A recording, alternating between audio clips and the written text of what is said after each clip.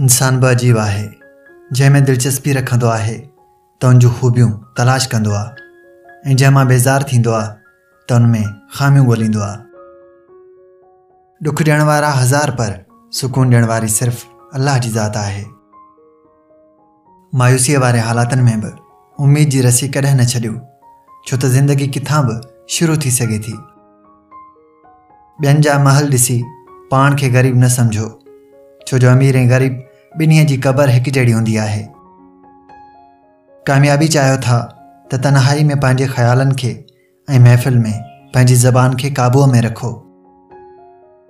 सजदे में किरण खां पहिरीं उन्हनि माण्हुनि खे सीने सां लॻायो जेकी तव्हां जे करे अज़ियत में आहिनि।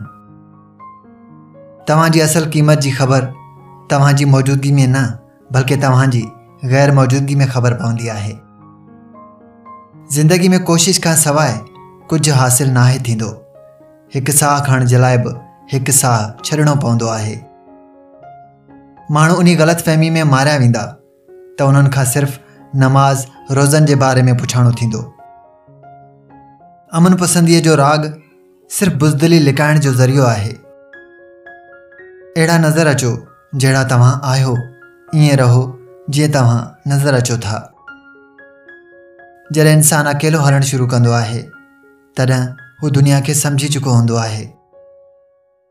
उहे माण्हू जन सीउ सिर्फ़ दरिया मां ॾिठो हुजे ऐं गुरबत सिर्फ़ किताबनि में पढ़ी हुजे, उहे आम माण्हूअ जा अॻवान नथा थी सघनि।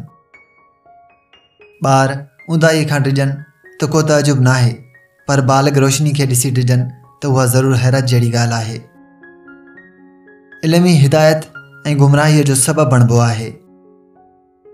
जॾहिं तव्हां जे घर में रिज़्क़ जी तंगी महसूस थियण लॻे त तव्हां पंहिंजी भेनरुनि ऐं धीअरनि खे दावत ते घुरायो।